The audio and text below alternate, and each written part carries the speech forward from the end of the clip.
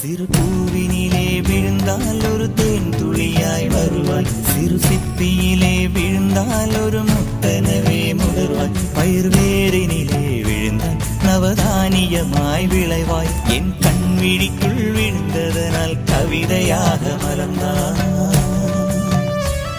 அந்த இயற்கை என்னை படைத்தால் ஒரு பெரிய ஷவர் இது, அட இந்த வயது கழிந்த பிறகெங்கு நனைவது, இவள் கண்ணி என்பது இந்த மழை கண்டறிந்து சொல்லியது. சக்கரவாகமோ மழையை அருந்துமா, நான் சக்கரவாக பறவையாவேன்.